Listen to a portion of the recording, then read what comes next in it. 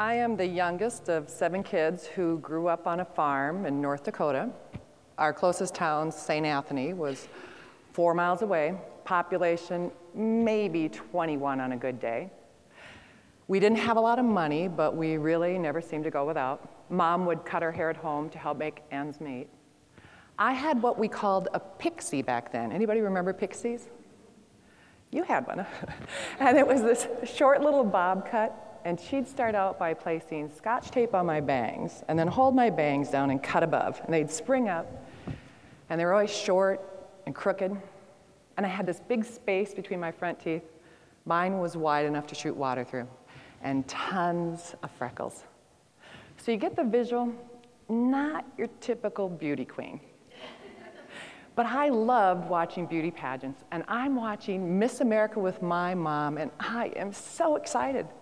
I realized how lucky I was to be able to watch the pageant, because it was 1965, and back then, we had one TV, which meant everybody watched the same show. I'm sure my dad and 3 brothers were thrilled. So I'm sitting next to my mom doing the mom thing. You know, Mom, if I want to be, could I be Miss America someday? Huh, Ma? And she just looked at me with the crooked haircut and the space and the freckles. She said, oh, honey, you're a little ray of sunshine. And if you believe in yourself and you show that shine to the world, I think you can be whatever you want to be. That one powerful statement helped a 5-year-old little girl begin to believe in herself. I would like you to think about your childhood. Was there someone who made you feel special? Maybe a parent or a teacher or a brother or sister. Someone who told you that you had potential. And do you remember how that made you feel? Yeah. See, we don't become what we want in life, we become what we believe. And what we believe determines our actions, and our actions generate our outcome. And in the story that I shared with you, it's not important whether the little girl became Miss America or not. And by the way, her interests led her elsewhere. What is important is the fact that she learned to believe in herself.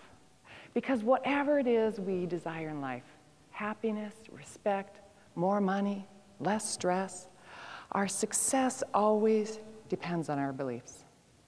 Internal messages always generate the external. And today is about how you can identify and challenge those limiting beliefs and stories that stop you from going after what you want in life and from being who you want to be. Just imagine, if you could be anywhere, doing anything right now, what would that look like? Where would you be? What would you be doing? So why aren't you? What are the stories that are stopping you? We either empower or unpower ourselves by the stories that we repeatedly play over and over. I have met so many amazing and wonderful people who can't, don't, or won't see their own potential. Their limiting beliefs are stopping them from taking even the first step and sabotaging their dreams. I began the journey of my dream in 2006. I started my speaking and coaching business and called it Practice Solutions, Inc. with a tagline, "Today is a great day to show your shine." I was actually going to go out in the world and enlighten all those practices that needed my help. After calling on 200 practices with 0 yeses and 200 no's, I started to rethink my decision. Negative self-talk like, what was I thinking? I'm not a speaker or coach. I don't even have one client. And what if I don't know the answer to something? Or what if I fail? I should just go back to being a manager. I knew what I was doing, and I was good at it. Except for it was already too late. All I really wanted to do anymore was to coach people to succeed. There's a quote that goes, "Feel the fear and do it anyway. Doors swing open when you're ready to walk through them." Well, my door swung open, and in walked Linda Miles. And she graciously shared some of her vast knowledge, and she invited me to attend SCN 2007 in Charleston, South Carolina. I am convinced attending SCN was the launching of my career. I walked away with a newfound confidence in who I was and what I wanted to do, and I made some amazing new connections in the industry who have since become great friends. I'd like to share an email that I sent to Linda after attending SCN in 2007. Thank you, thank you, thank you. My feet still have not touched the ground. My mind is racing with all the great information and wonderful new contacts. I was so inspired that I've decided to take Catherine Eitel's training in Denver in June to up my game. Prior to attending your meeting, I was really struggling with my lack of confidence. It was hard for me to say I was a speaker and a coach because I had no clients. I felt like I was being dishonest. I now realize you are a speaker and a coach based on your knowledge and passion, and not on how many clients you have. I put to work what I learned at SCN, and I met a potential new client on the flight home. I am a true believer of SCN and will be attending your next meeting. I went home and I challenged my stories. I challenged my stories by identifying my limiting beliefs, establishing new goals and objectives, creating a step-by-step action plan, practicing, practicing, practicing, and then taking the first step.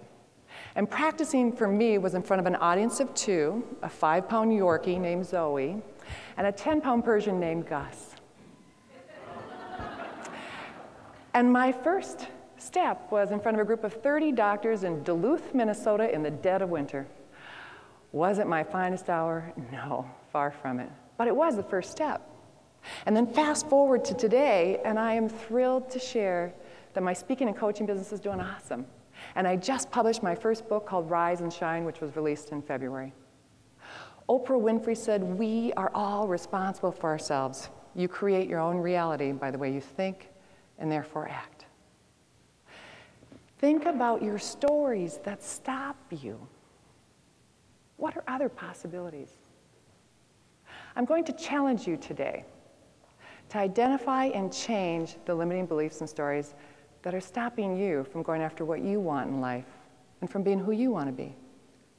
Because the truth of it is, none of us are who we were.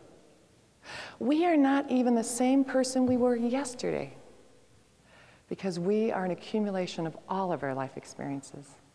And they continue to shape and change and help us grow in every breath we take.